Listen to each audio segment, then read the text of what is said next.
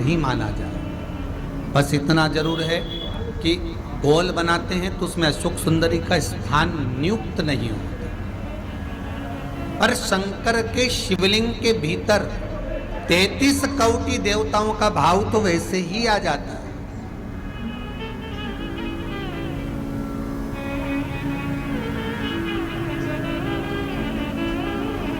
किसी ने एक प्रश्न किया, गुरुजी आप बताते हो कि कमर दुखे, हाथ पैर दुखे, पांव दुख रहे हो, कमर दुख रही हो, पीठ दुख रही हो, सिर दर्द हो रहा हो, तो शंकर जी के मंदिर में जाकर शंकर जी की शिवलिंग की बेलपत्र उठाकर शंकर जी के शिवलिंग को देखकर चबा चबा कर खाना है। तो हम ऐसे बेलपत्र खा लें तो घर पर ले जाकर शिवलिंग देखकर क्यों? तो शास्त्र कहता है कि उसके प्रतिबिंब से, उस शिवलिंग के स्वरूप से जो किरण निकलती है, उस किरण से ही तो हमें रोग मिटाना है।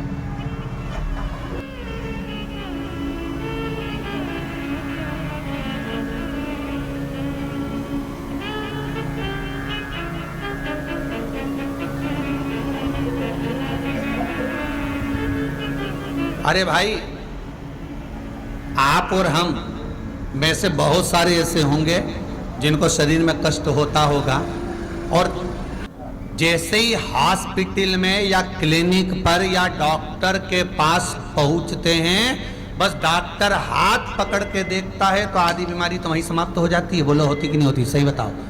आप लोग तो गए होंगे, हम भी गए होंगे, सत्य बोलना। बस डॉक्टर ने हाथ पकड़ा, बीपी, हालांकि तुम्हें भी मालूम है बीपी कहीं नहीं है, फालतू की बात। और 25 बार तो शुगर चेक करा लेना, शुगर ना ऊंची जाए ना नीची जाए, क्योंकि तू भी शुगर से बढ़कर है। तो अपन भी तो हृदय से मीठा बोलते हैं, तो अपन कम, तो वो सब जांच करा ली, कहीं नहीं निकला। तो कई माताएं आके बोलती है, गुरुजी हमने खूब जांच कराई रे महाराज, कहीं नहीं निकला, पर समझ में नहीं आया, उसके बाद भी पांव दुखे। अर्थात डॉक्टर के पास जाते हैं तो आधी बीमारी तो यही समाप्त हो जाती है, डॉक्टर के पास पहुंचते से बीमारी समाप्त हो जाती है। तो आखिर कारण क्या है कि शंकर का शिवलिंग का दर्शन करें और फिर बेलपत्र को खाएं। अर्थात शिव के शिवलिंग स्वरूप में से जो किरण निकलती है, उसका स्वरूप, उसका आनंद हमारे रोग को वैसे ही हरण कर लेता, हमारे रोग को वैसे ही समाप्त कर देता।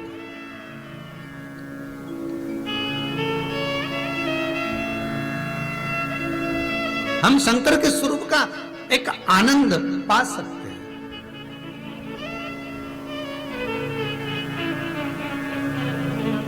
चलो जाने दो, एक और सरल भाषा से समझो।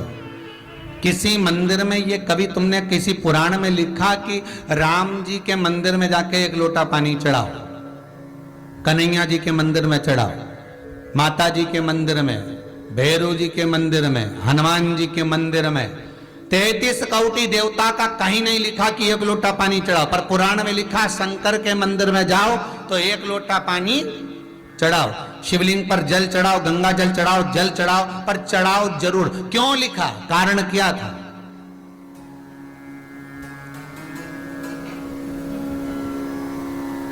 एक आध बार राम जी के मंदिर जाओ, कन्हैया जी के मंदिर जाओ, देवी जी के मंदिर जाओ, अच्छा बढ़िया माता जी चुनरी मुंदड़ी पहन के बैठी हो, बढ़िया सब लगा लोगों के, और पंडित जी के हट यहाँ से हट, और बाल्टी भर के, लोटा भर के पानी ले जाओ और माता जी के चढ़ा दे। फिर देख, फिर पंडित के जो माता है उसके देख।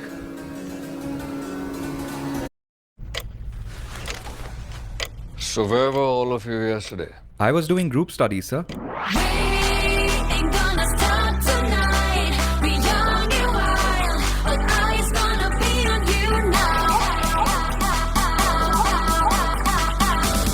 I see. Introducing Moto G85 5G. All eyes on you. Hello Moto. क्या वाकई जो डर्मेटोलॉजिस्ट होते हैं आपके साथ वो रिव्यू करते हैं केसेस? त्राया में 40+ अभी तो तूने माता जी के चढ़ाया था, अब माता जी तेरे पे चढ़ेगी।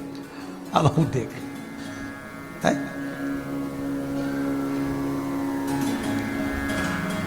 कहीं लिखा है ऐसा है? पर नहीं, शिव के लिए लिखा है कि जल चढ़ाओ शंकर के शिवलिंग पर। क्यों? उसका कारण है, जब हम जल चढ़ाने के लिए जाएंगे तो शंकर भगवान पर जब जल चढ़ेगा तो उस जल का स्पर्श हमारे हाथ से शिवलिंग का होगा तो उससे हमारा कल्याण अपने आप हो जाएगा। क्योंकि सारे आनंद चरण, सारे देवताओं का एक तेजपुंज उस शंकर के स्वरूप में विराजमान है। कहते हैं जब संपूर्ण सृष्टि खंड नष्ट करने का जब समय आता है, भगवान शंकर काय के देवता, संहार के देवता,